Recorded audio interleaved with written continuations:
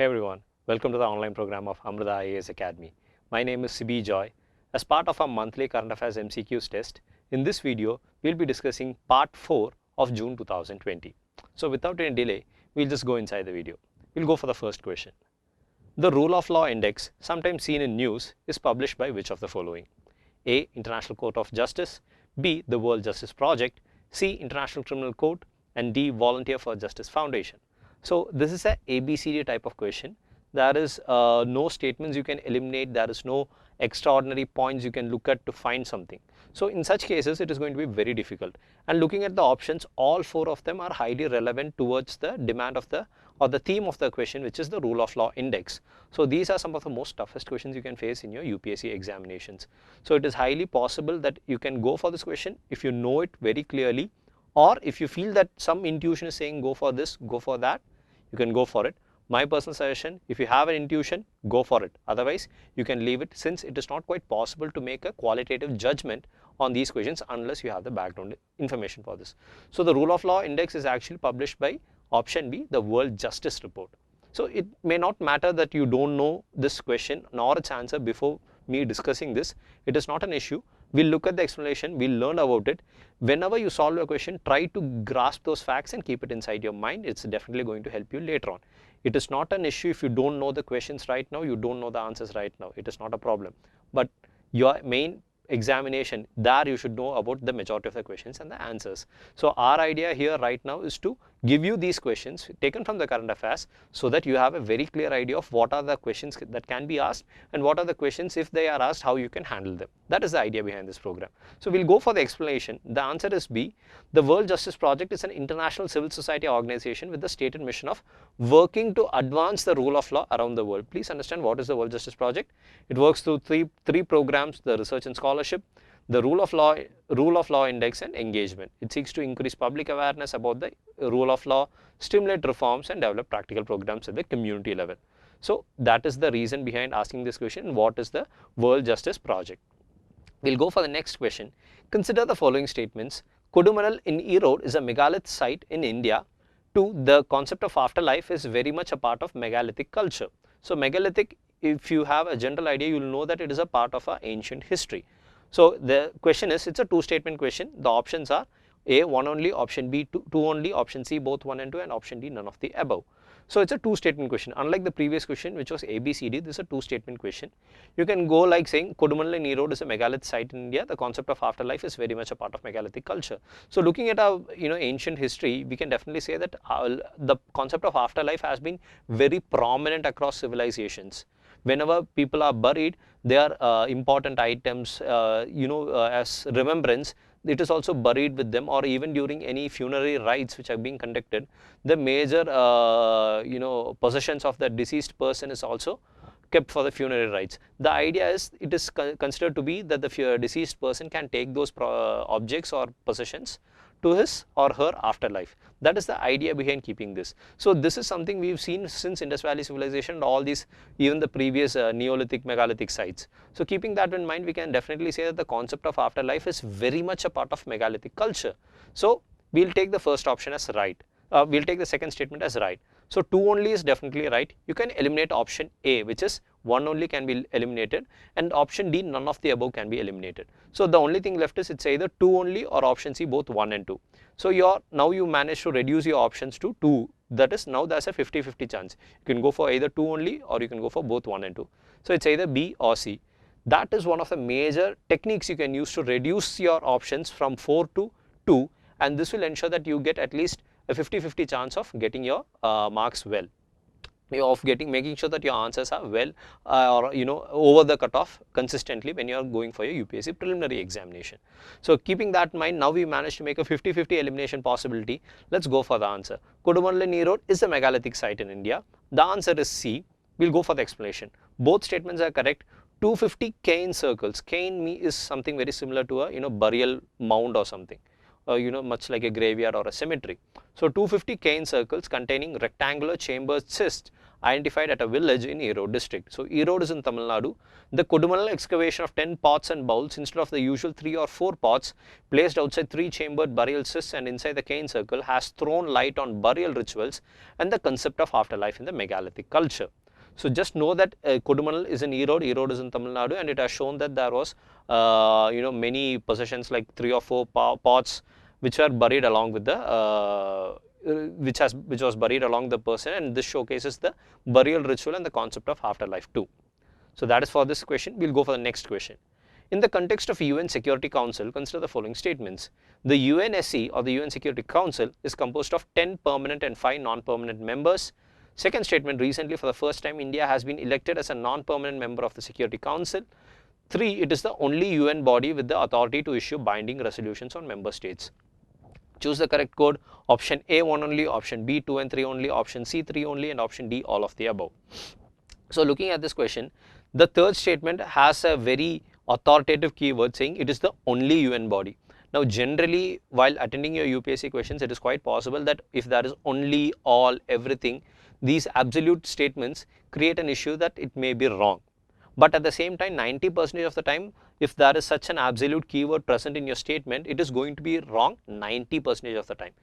10% of the time it is an exception. We are talking about an exception right now. Please understand that it is the only UN body, the UN Security Council is the only UN body with the authority to issue binding resolutions on member states. So keeping this in mind, we have to say that the third statement is definitely correct.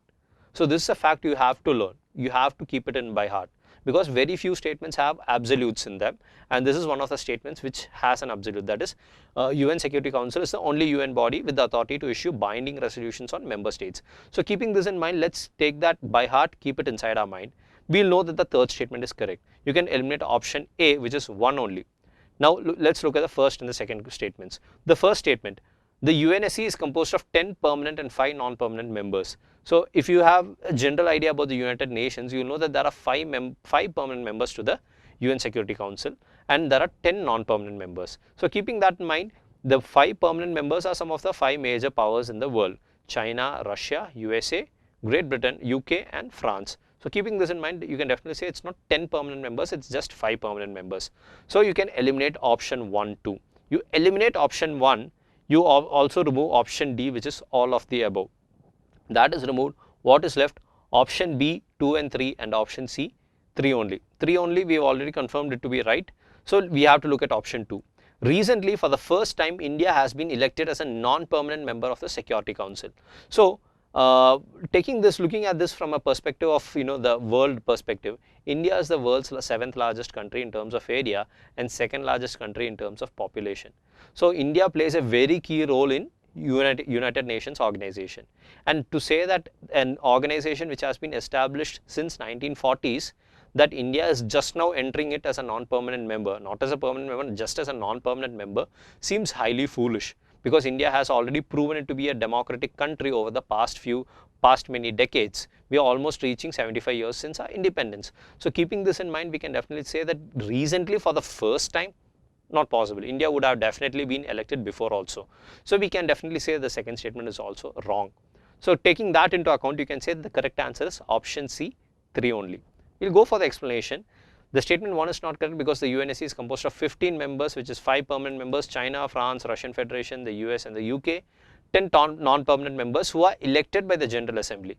The non-permanent members are elected for 2-year terms. So every year, the General Assembly elects 5 non-permanent members out of the total 10. So every year there is election to choose 5 people, 5 member nations. Second statement is not correct because India has earlier been a non-permanent member in the years of 1950, 51, 67, 68, 72, 73, 77, 78, 84, 85, 91, 92 and 2011, 12. And for the 11-12 candidature, India won 187 out of the 190 votes to become a member of the UNSC non-permanent membership after Kazakhstan finished its term. And the third statement is also correct because the UNSC is one of the 6 principal organs and it has the power to establish peacekeeping operations, enacting international sanctions and authorizing military action.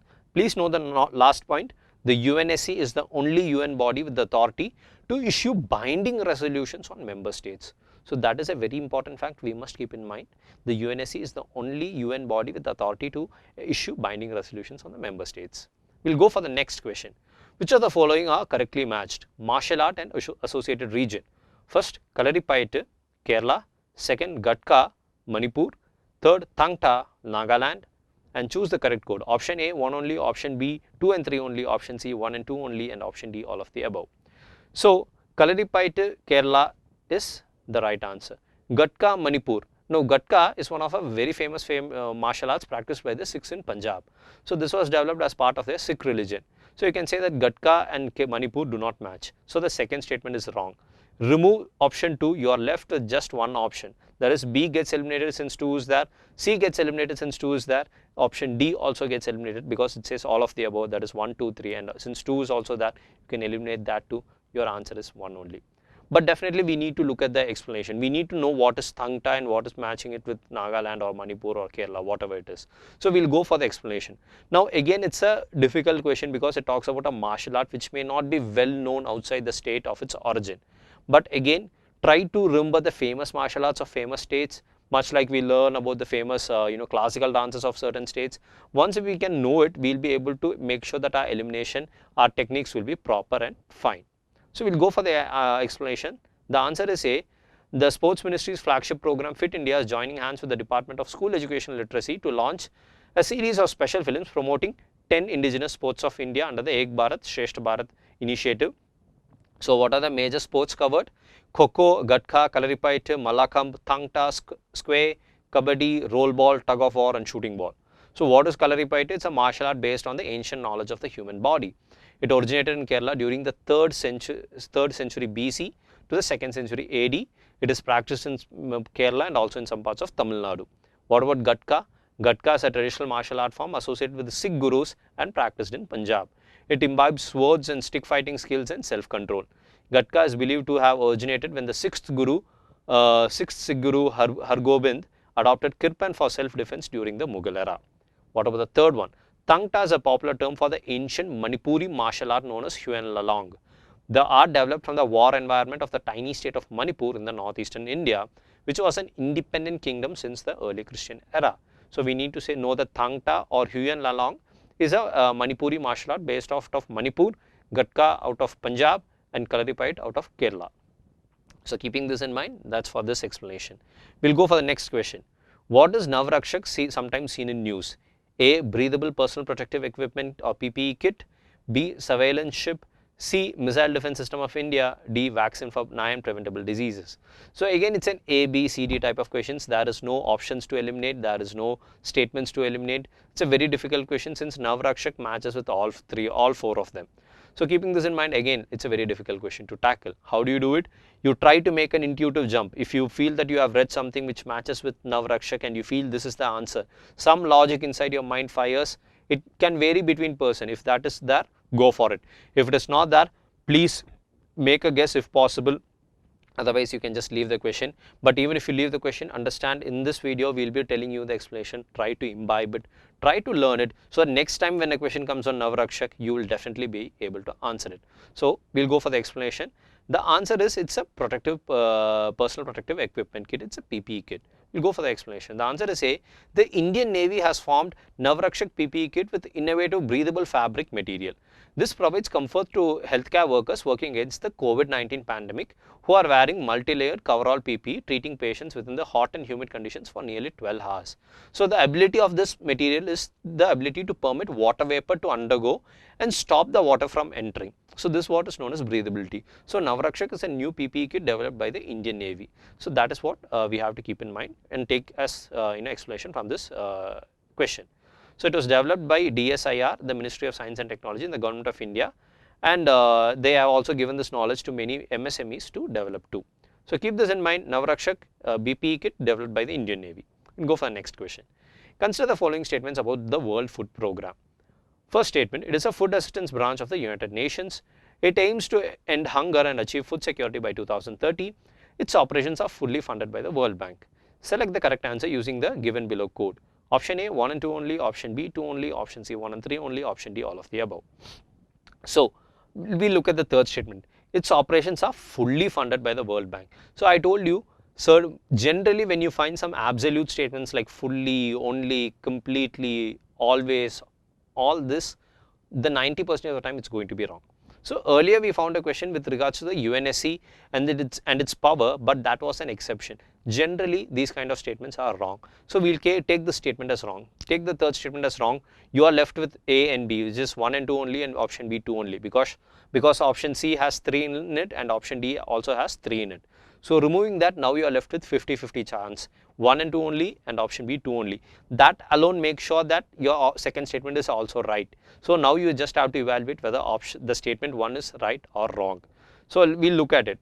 What is the statement 1? It is a food assistance branch of the United Nations. The second statement, it aims to end hunger and achieve food security by 2030. The second statement has already been declared to be right. So the first statement, yes, it is quite possible it could be the food assistance branch of the United Nations. So I'd like to go with the option A, which is 1 and 2 only. We'll go for the explanation. The answer is A. Statement 1 is correct because the World Food Programme is the food assistance branch of the UN and the world's largest humanitarian organization addressing hunger and promoting food security. So it's the world's largest humanitarian organization addressing specifically hunger and food security. The statement 2 is also correct because it is a leading humanitarian organization saving lives, changing lives, delivering food assistance and helping communities to improve nutrition and build resilience. And as the international community has committed to end hunger, achieve food security and improve nutrition by 2030. The third statement is not correct because it is funded by voluntary donations also from governments around the world, corporations also, and also private donors. So you can say it's not completely funded by the World Bank, but it is based out of voluntary donations from governments, corporations and private donors. So that is the explanation for this question. We'll go for the next question. Consider the following statements about the Anti-Defection Law. First statement, the 10th schedule lays down the process by which legislators may be disqualified on grounds of defection by the presiding officer. Second statement, this law applies both to Parliament and state assemblies. Yes, the decision of the presiding officer is final, thus not subjected to judicial review. Fourth, 91st Amendment to the Constitution of India added the 10th schedule. Which of the following above mentioned statements are correct? Option A 1 and 2 only, option B 2, 3 and 4 only, option C 1, 3 and 4 only, and option D all of the above. So anti-defection law, for those who are just looking at this video, who haven't gone through your syllabus or your static parts, you may find like, so this is a very difficult question since we are not aware of it. So anti-defection law comes in your part of your static portion of your polity syllabus. So while learning about it, you will be definitely learning about anti-defection law, and anti-defection law comes under the schedule of the constitution known as the 10th schedule. So you will be definitely learning about it. So even if you are not aware about it, don't worry, you will be learning it in your static part. Those who are aware, just try to recollect the static part. This question is based out of that. So the 10th schedule lays down the process by which legislators may be disqualified on grounds of defection by the presiding officer. Yes. This law applies to both Parliament and state assemblies. Yes. Let's look at the third statement. The decision of the presiding officer is final, thus not subjected to judicial review. Definitely not. In case there is a bias, there is a possibility that such decisions can be subjected to judicial review. So keeping that in mind, we can definitely say that the third statement seems illogical to prevent something from being under the purview of the judicial review. So we can remove the third statement as wrong. What is left? Just one option is left, which is option A, 1 and 2 only, because option B, C and D has the statement 3 in it. Let's look at the fourth statement. 91st Amendment to the Constitution of India added the 10th schedule. No, it is not the 91st Amendment, it is the 52nd Amendment. So you don't have to worry, you will be learning about which amendment comes for which. You will be learning about it as part of your polity, as your polity syllabus is being covered in this academy. You do not have to worry about it. We are just, this is a question based upon the current affair which came about talking about the 10th schedule. So taking this into account and taking the third statement, the illogic in the third statement, we can definitely say the answer is option A, 1 and 2 only. We look at the explanation. The answer is A. Statement 1 and 2 are correct because it was the 10th schedule was inserted in the Constitution in 1985. It lays down the process by which legislators may be disqualified on the grounds of defection by the presiding officer based on a petition by any member of the House. A legislator is deemed to have defected how? If he voluntarily gives up the membership of his party or disobeys the directives of the party leadership on a vote. So this means that the legislator is defying the party whip on any issue and can lose membership. It applies to both parliaments and state assemblies. So both the first and second statements are correct. The third statement is not correct because the decision is subject to judicial review. Initially, the law stated it was not subject to judicial review, but it was struck down by the Supreme Court in 1992, thereby allowing appeals against the presiding officer's decision in the High Court also and also in the Supreme Court. However, it said that judicial intervention cannot happen until the presiding officer gives the order. So in 2015, so that's the Hyderabad High Court refused to intervene after hearing a petition which alleged that there had been delay by the Telangana Assembly Speaker in acting against a member under the Anti-Defection Law. But the Supreme Court has already said, unless the presiding officer takes an action, we will not interfere in this. And the statement 4 is also not correct, because the 10th schedule of the was added through the 52nd Amendment to the Constitution of India. However, based upon recommendations from many constitutional bodies, the 91st Amendment also added. What the 91st Amendment added, it just added certain provisions to the 10th schedule. The 10th schedule itself was added by the 52nd Amendment. The 91st Amendment added certain points to the 10th schedule, which is provisions for disqualification of defectors and barring them from being appointed as ministers for a period of time. That was the provision added to the 10th schedule, which was different from that of the 52nd Amendment, which brought in the 10th schedule itself. So we can definitely say that the fourth statement is also wrong. The answer is A. We are looking at the next question. In context of Periyar National Park, consider the following statements. This protected area is a notable elephant reserve and a tiger reserve. The second statement is the Periyar and the Pamba rivers originate from the forests of this reserve. 3. The Manans and the Palayans indigenous tribes harmoniously coexist with the forests of this reserve. Choose the correct code. Option A 1 and 2 only, option B 2 only, option C 1 and 3 only, and option D all of the above. So Periyar National Park is a very famous elephant reserve and tiger reserve. If you have learnt about your environment, if you have been looking at your static part of your environment, definitely you will remember that the Indian government has notified certain areas as elephant reserves and certain areas as tiger reserve, and Periyar National Park comes under both. So you can say that the first statement is absolutely right. If you take that into account, you can eliminate option B because it does not have the statement 1 in it. Looking at the second question, the Periyar and Pamba rivers originate from the forests of this reserve. So even for a person who does not have a very clear idea, just knowing that the Periyar river is there, you can look at it from the name itself. The name itself says Periyar National Park. So it is quite possible that the Periyar river will also originate from this reserve. Pamba river, yes, it also does originate from this reserve. So you can say that the first and second statements are also right. So now you are left with two options, option A 1 and 2 only, or option D, which is all of the above. What is the third statement? The Manans and Palayans are indigenous tribes harmoniously coexist with the forest of this reserve. So one of the specialities of the Periyar National Park is there is a large number of indigenous tribes who coexist harmoniously within this reserve. So the third statement is also absolutely right. The answer is option D, all of the above. We'll look at the explanation. The answer is D. The Periyar National Park and Wildlife Sanctuary (PNP) is a protected area located in the districts of Idukki and Pathanamthitta in Kerala, India. It is notable as an elephant reserve and also as a tiger reserve. The second statement, the Periyar and Pamba rivers originate in the forest of this reserve. The sanctuary surrounds Periyar Lake, a reservoir measuring 26 km square, which was formed when the Mullaperiyar Dam was erected in 1895.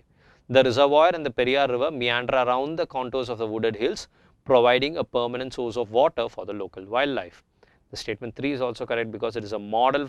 Periyar Tiger Reserve is a model worldwide for harmonious coexistence between indigenous tribal communities in the forest. Why?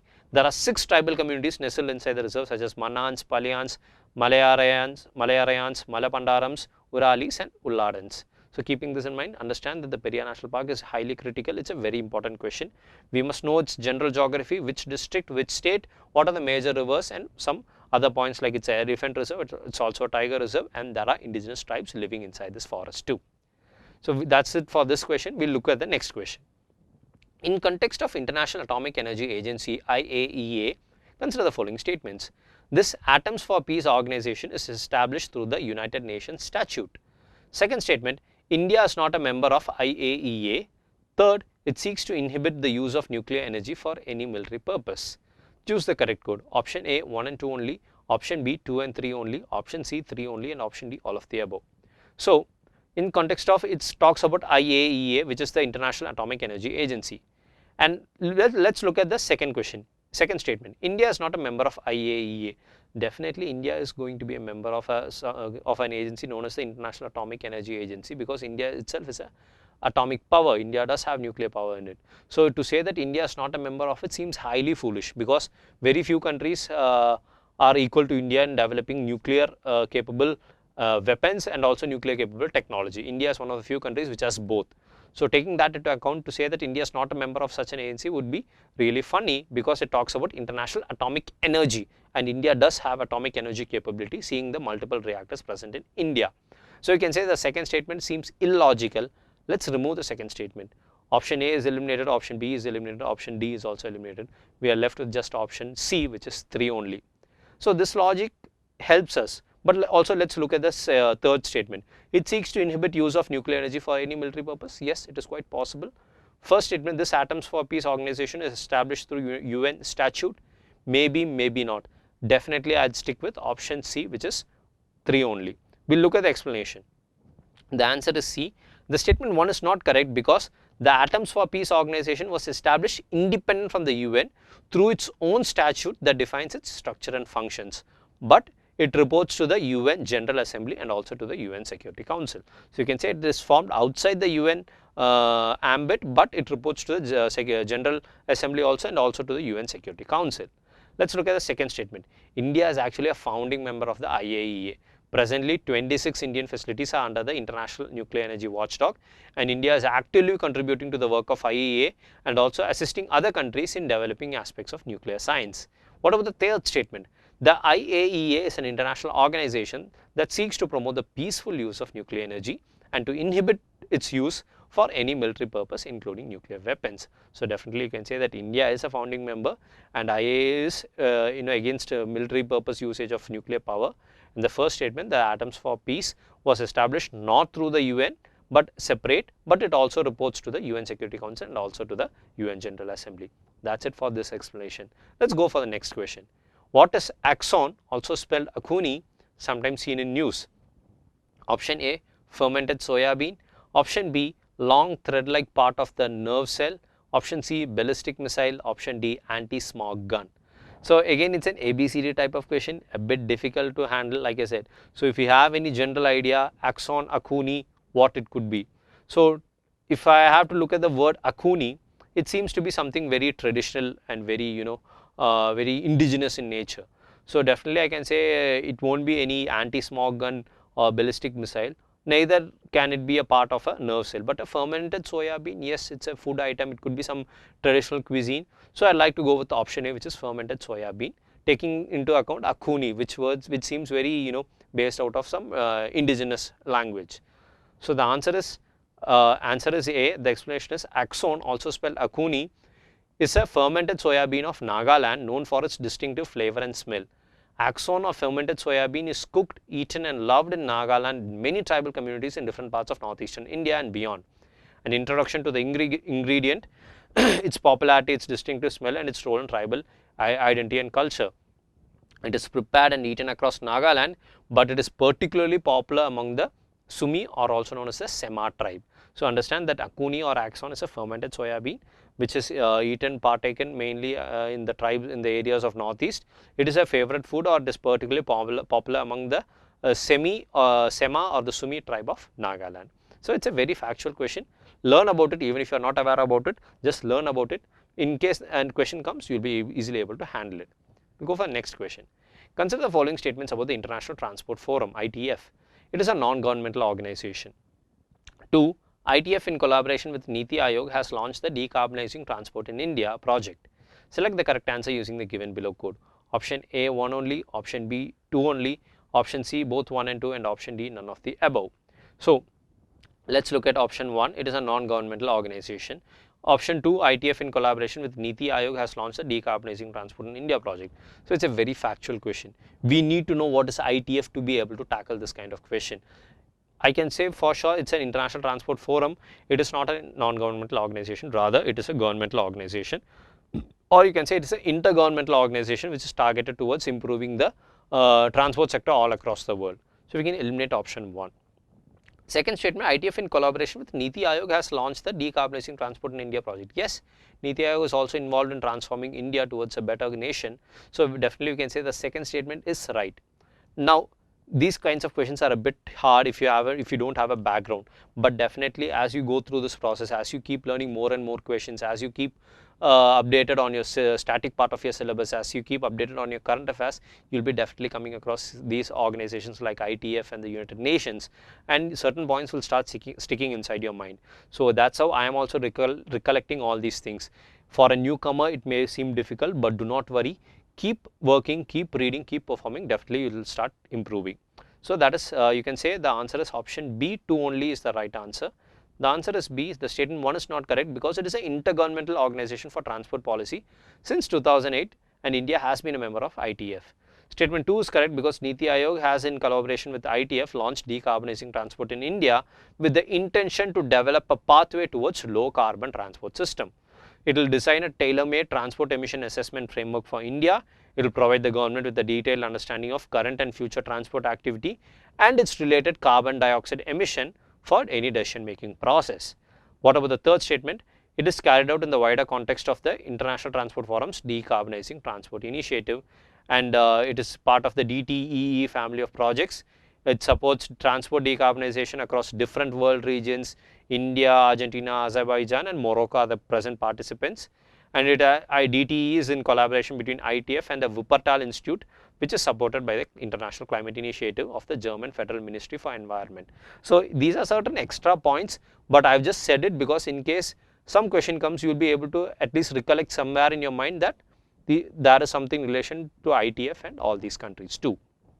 Keep this in mind. We'll go for the next question. Consider the following statements about the PM Swanidhi. It will be implemented by the Small Industries Development Bank of India. The second statement, it aims at providing affordable working capital loan to street vendors to resume their livelihoods that have been adversely affected due to the COVID-19 lockdown.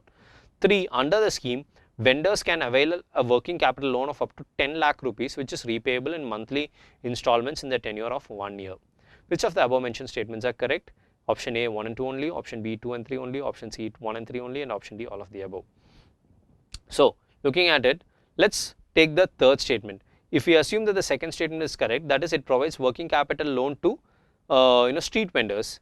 So, street vendors, we are giving loans to street vendors to resume their livelihoods that have been affected during the COVID-19 lockdown. Yes, it is quite possible that since the lockdown has come, the street vendors are some of the most distressed population presently due to the pandemic because nobody is coming out. So taking that into account, we can say that definitely we can help them out. But let's look at the amount of fund being given. Working capital loan of up to 10 lakh rupees. If you are giving 10 lakh rupees to a street vendor and you expect that person to repay it in monthly installments in the tenure of 1 year, that is a huge amount. Then he will have to pay at least something equivalent to 80,000 to 90,000 per month to make sure that he pays back the entire money of 10 lakh duration within 1 year. So it is not possible to earn that much money for a street vendor. So taking that alone into account, you can say it's definitely not 10 lakh rupees. So let's remove that third statement. You remove the third statement, you are just left with one option, which is option A, 1 and 2 only. Of course, we need to understand that PM Swanidhi is always talking about street vendors. So that is something we have to keep inside our mind. So why I accept that PM Swanidhi talks about street vendors is, if I take the first letter of street and the first letter of vendors, which is S and V, it matches with the question, which is PM Swanidhi. So keeping that in mind, I would like to say that the option A is 1 and 2 only. These are certain small logic, small techniques that you can use to make a match and try to find the correct answer, even if you don't know about it. So for a person who has zero idea about PM Swanidhi, just identifying that this 10 lakh rupees and matching it with this, you can find a conclusive answer. If you have managed to learn about it, well and good, definitely you can hit it. But our idea is not only to learn about the scheme, but also to identify techniques which will help you to score marks, which will help you to hit questions which you may have zero idea about, but in a successful manner, thus ensuring that you score well above the cutoff. So this is one logic you can use. Let's go for the explanation. The answer is A. The statement 1 is correct because the Housing and Urban Affairs Ministry and the Small Industries Development Bank of India, which is SIDBI, signed an MOU to engage SIDBI as the implementation agency for PM Street Vendors Atmanirbhar Nidhi or PM Swanidhi. As per the MOU terms, SIDBI will implement the PM Swanidhi scheme under the guidance of Ministry of Housing and Urban Affairs. It will also manage the credit guarantee to lending institutions through Credit Guarantee Fund Trust for Micro and Small Enterprises. Just a fact. And they've given what is the solution. There's a mobile app, there's a portal and all that stuff. Let's look at the second statement. The Housing and Urban Affairs Ministry has launched the PM Swanidhi on 1st of the month of June for providing affordable working capital loan to street vendors to resume their livelihoods that have been adversely affected due to COVID-19 lockdown. So the second statement is correct. The third statement is not correct because the scheme target benefits over 50 lakh street vendors, and under the scheme they can avail a loan of up to 10,000 rupees, not 10 lakh rupees, which is repayable in monthly installments in the tenure of 1 year. So you can definitely say that the third statement is also wrong. It's not 10 lakh, it's 10,000 rupees. So this is the end of part 1 of our video. This is CB Joy signing off. Everybody have a nice day. Thank you.